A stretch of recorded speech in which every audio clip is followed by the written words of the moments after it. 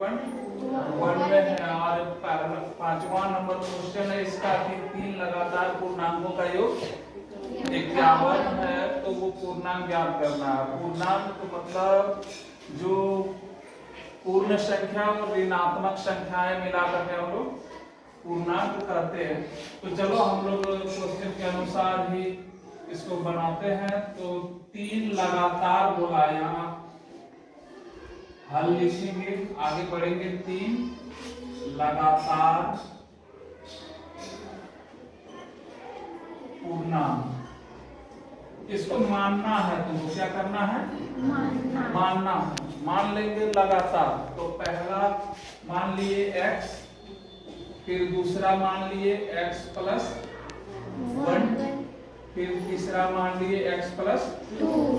मतलब लगातार मतलब ऐसे ही होता है कि पहला एक मान लो कि पहला हमने एक माना, तो दूसरा कितना होगा? 2 होगा। तो फिर तीसरा कितना होगा? 3 होगा। सेम वही चीज है, एक जोड़ एक, यहाँ कितना हो जाएगा? 2, फिर 2 जोड़ 1 जोड़ 2 कितना होगा? 3। लगातार वही चीज है, एक में एक जोड़ एक में 2 जोड़ेंगे, फिर और लगातार बोलेगा तो 3 4 5 ऐसे करते जोड़ते जाएंगे, तो ये लगातार आ जाएगा। ठीक है ना? तो चलो अब प्रश्न में क्या बोल रहा है? प्रश्न से क्या बोल रहा है कि तीन लगातार पूर्णांकों का योग 51 है, यानी कि सब तीनों को यदि जोड़ देंगे तो कितना होना चाहिए? 51 होना चाहिए। चलो जोड़ देते हैं। पहला है x, दूसरा है x प्लस 1 और फिर तीसरा क्या है? x plus 2। सबों को जोड़ दिए तो कितना हो रहा है? 51 हो रहा है, 51। अब आगे बढ़ते हैं। जितना x है चर को चर के साथ जोड़ देंगे और अचर राशि को अचर के साथ।